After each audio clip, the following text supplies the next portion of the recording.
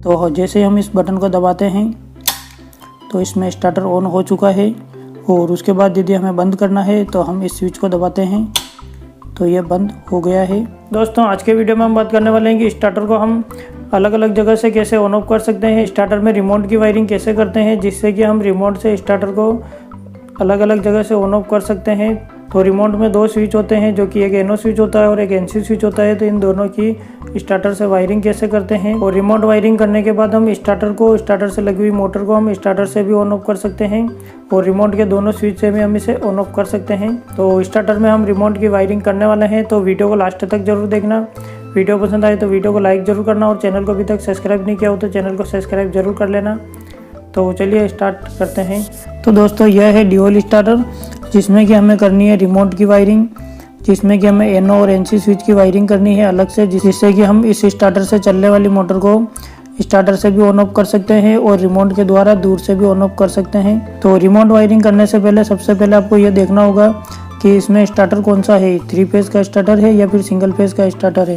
यदि 3 फेज का स्टार्टर है तो 3 फेज के स्टार्टर में रिले और एनवीसी कॉइल की वायरिंग इसी तरह से लगी हुई होती है, जिसमें कि इस टर्मिनल पर लगा हुआ होता है फेज का वायर, एनो स्विच के इस टर्मिनल से कनेक्ट होता है और यहाँ से होते हुए लूप वायर से होते हुए यहाँ एनसी स्विच के इस टर्मिनल से कनेक्ट होता है और एनसी स्विच के दूसरे वाले टर्मिनल से होते हुए एनवीसी कॉइल में कनेक्ट होता है और एनवीसी कॉइल में दूसरे फेज का वायर डायरेक्ट ही कनेक्ट होता है, जिसमें कि एनवीसी कॉइल लगी हुई होती है, जो कि 440 वोल्ट की एनवीसी कॉइल लगी हुई होती है और एक होल्डिंग वायर लगा हुआ होता है जो कि कॉन्टैक्टर से रिलो में लगा हुआ होता है।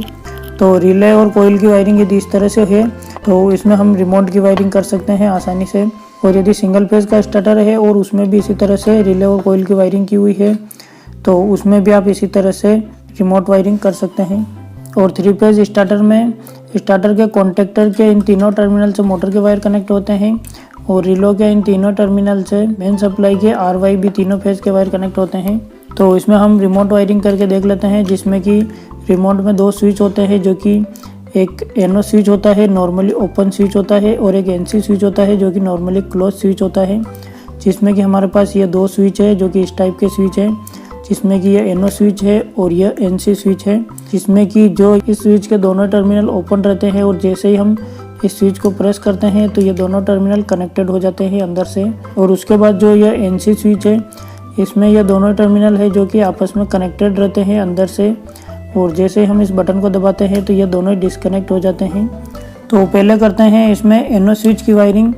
और स्टार्टर की जो ये रिले लगी हुई है, इनमें ये दोनों टर्मिनल है जो कि एनो स्विच के हैं और यह एनो स्विच है और यह एनसी स्विच है जो जिसमें कि एनसी स्विच के दोनों टर्मिनल है।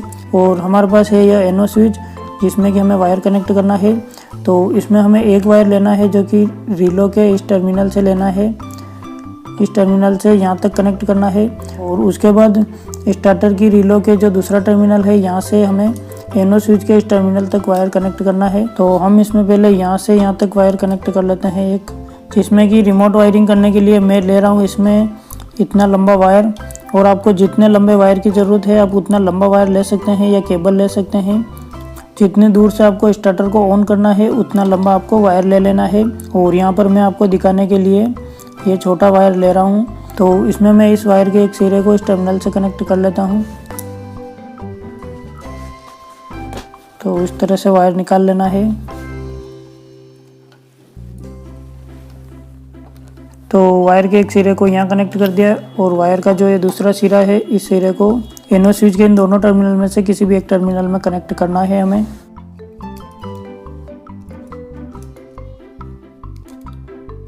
तो इस तरह से कनेक्ट कर दिया है इसमें। और अब इसमें दूसरे टर्मिनल से वायर कनेक्ट करना है, जो कि रिलो के इस टर्मिनल से लेना है हमें वायर को।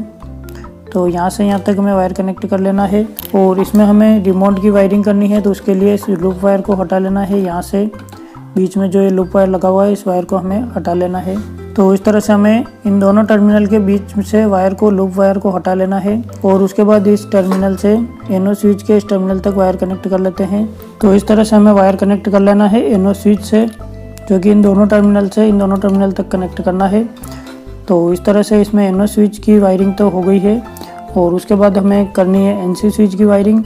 एनसी स्विच से वायर कनेक्ट करना है। तो एनसी स्विच के इन दोनों टर्मिनल से हमें वायर लगाना है, जो कि एक टर्मिनल से वायर लगाना है जो कि इस टर्मिनल तक लगाना है, और दूसरा टर्मिनल से हमें वायर लगाना है जो कि इस टर्मिनल से कनेक्ट करना है। और इसमें अगला जो यह टर्मिनल है, इस टर्मिनल से एनवीसी कोइल से तक जो ये वायर लगा हुआ है, इस वायर को हमें नहीं हटाना है, इस वायर को इसी तरह से लगा हुआ रखना है। हमें एनसी स्विच के एक टर्मिनल से रिलो के एक टर्मिनल तक हम एक वायर ले लेते हैं और यहाँ से यहाँ तक कनेक्ट कर देते हैं।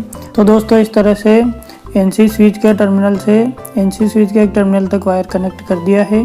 तो इस तरह से इसमें एक वायर तो कनेक्ट हो चुका है, और अब हमें इस स्विच से यहाँ तक वायर कनेक्ट करना है। तो इसमें रिमोट में ये दोनों स्विच एक साथ लगे हुए रहते हैं। तो इसमें एनसी स्विच के इस टर्मिनल से वायर यहाँ से हम कनेक्ट नहीं करके, जहाँ से ये वायर एनओ स्विच के टर्मिनल से आ रहा है वहीं से हम कनेक्ट कर लेते हैं, क्योंकि यह वायर आ रहा है इस टर्मिनल से और ये दोनों स्विच रिमोट में एक साथ लगे हुए रहते हैं।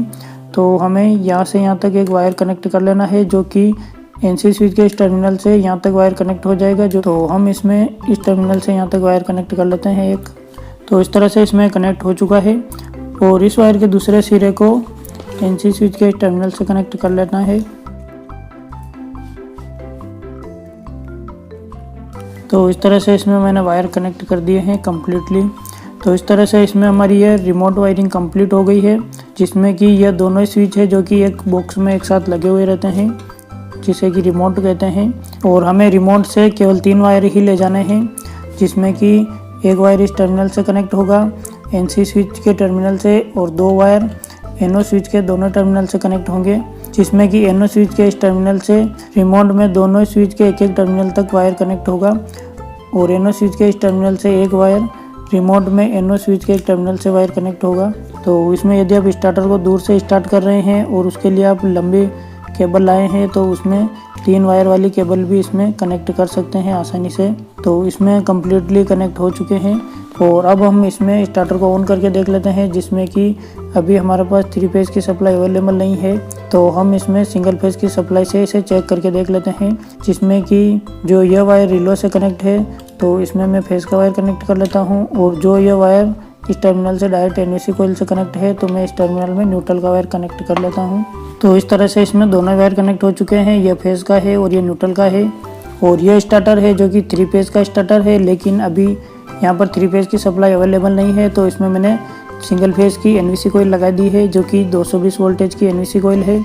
और यदि आपके पास 3 फेज़ की सप्लाई अवेलेबल है और 3 फेज़ का स्टार्टर है, तो उसमें 3 फेज़ की ही एनवीसी कोइल लगी हुई होती है, जो कि 440 वोल्ट की एनवीसी कोइल लगी हुई होती है। और यदि आप सिंगल फेज़ से चला रहे हैं तो उसमें आपको सिंगल फेज़ की एनवीसी कोइल लगानी है। तो अब हम इसमें सप्लाई को ऑन कर लेते हैं, और इसमें हम स्टार्टर को रिमोट के इन दोनों स्विच से ऑन ऑफ करके देख लेते हैं। तो दोस्तों इसमें सप्लाई ऑन हो चुकी है, और अब हम इसमें रिमोट के स्विच से इसे ऑन और ऑफ करके देख लेते हैं। तो इसमें यह जो स्विच है यह ऑन करने का स्विच है, जो कि ये ग्रीन कलर का स्विच है, और ये रेड कलर का स्विच है जो कि बंद करने का स्विच है, मोटर बंद करने का स्विच है, स्टार्टर बंद करने का। तो जैसे हम इस बटन को दबाते हैं तो इसमें स्टार्टर ऑन हो चुका है, और उसके बाद यदि हमें बंद करना है तो हम इस स्विच को दबाते हैं तो यह बंद हो गया है। तो इसमें हम इस तरह से रिमोट वायरिंग करके स्टार्टर को, मोटर को दूर से भी ऑन ऑफ कर सकते हैं। और जब यदि हमें स्टार्टर के पास में जाके ऑन करना है तो हम उसमें स्टार्टर के पास जाकर भी हम स्टार्टर के दोनों स्विच से हम इसे ऑन ऑफ कर सकते हैं, जैसा कि इस तरह से ऑन हो चुका है, ये ऑफ हो गया है। और यदि हमें रिमोट से ऑन करना है तो रिमोट के स्विच को दबाते हैं तो ये ऑन हो गया है, और बंद करना है तो इस स्विच से हम बंद कर सकते हैं। और जब यदि आपकी स्टार्टर ट्रिप हो जाता है तो उस समय इस स्विच से ट्रिप नहीं निकलेगा। ट्रिप निकालने के लिए आपको इस स्विच को दबाना होगा, इस स्विच को दबाते ही ट्रिप निकल जाएगा, और उसके बाद हम इस स्विच से भी ऑन कर सकते हैं और इस स्विच से भी ऑन कर सकते हैं, रिमोट से भी ऑन कर सकते हैं। तो दोस्तों इस तरह से आप खुद भी स्टार्टर से रिमोट की वायरिंग कर सकते हैं और दूर से स्टार्टर को ऑन ऑफ कर सकते हैं। तो आज के वीडियो में इतना ही, और इससे रिलेटेड, स्टार्टर से रिलेटेड, इलेक्ट्रिकल से रिलेटेड और भी कुछ पूछना हो तो आप मुझे कमेंट करके ज़रूर पूछ लेना।